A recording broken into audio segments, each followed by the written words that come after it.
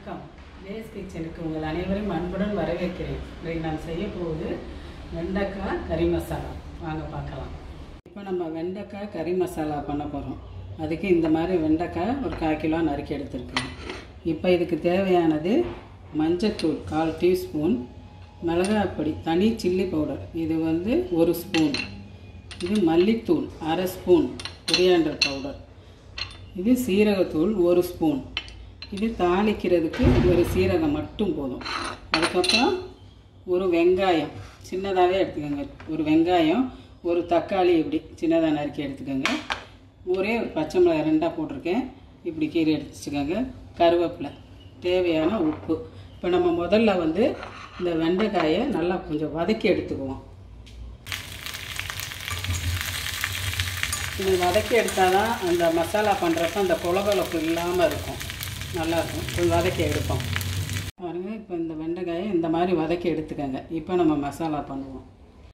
கொஞ்சம் தேவையான அளவு எண்ணெய் ஊற்றிக்கோங்க. அது நல்லா கொஞ்சம் எண்ணெயிலே இந்த மசாலா வதங்குறதுனால கொஞ்சம் எண்ணெய். இப்போ இந்த எடுத்து வச்ச சீரகத்தை மட்டும் போடுங்க.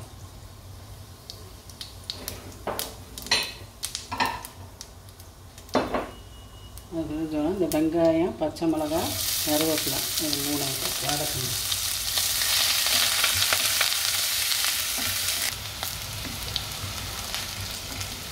வெங்காயம் வதங்கிடுச்சு.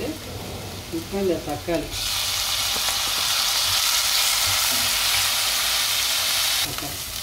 அந்த தக்காளி வதங்கிடுச்சு. இப்போ இந்த வெண்டைக்காயை போடுங்க.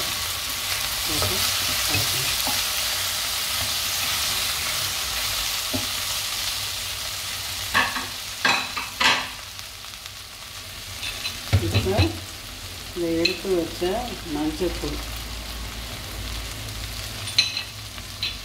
மிளகாத்தூள், சில்லி பவுடர், இது கொரியாண்டர் பவுடர்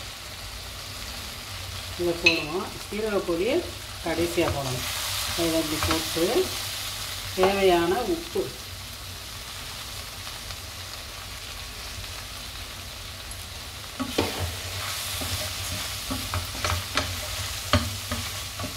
நல்லா பச்சை வாசனை போக இப்படியே கொஞ்சம் வதக்கணும்.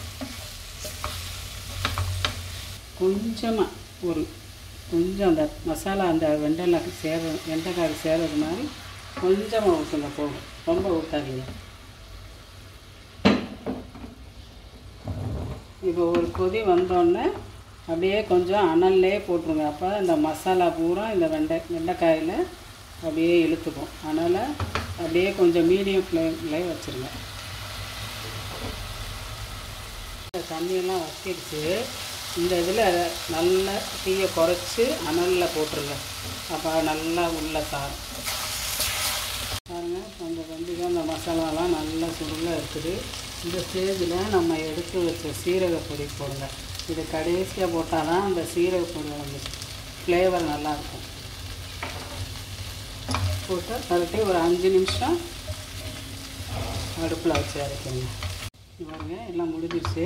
நம்ம அந்த வெண்டைக்காயை வதக்கி செஞ்சனால தான் அந்த வளவளப்பு இல்லாமல், வெண்டைக்காயோட இது இல்லாமல் நல்லா தனித்தனியாக இந்த மசாலா சார்ந்து நல்லா இருக்குது. இப்போ இதை ஆஃப் பண்ணிடுங்க. வெண்டைக்காய் கறி மசாலா ரெடி. இது சாதத்துக்கும் சாப்பிட்லாம், சப்பாத்திக்கும் சாப்பிட்டுக்கலாம். நீங்களும் செஞ்சு பாருங்கள்.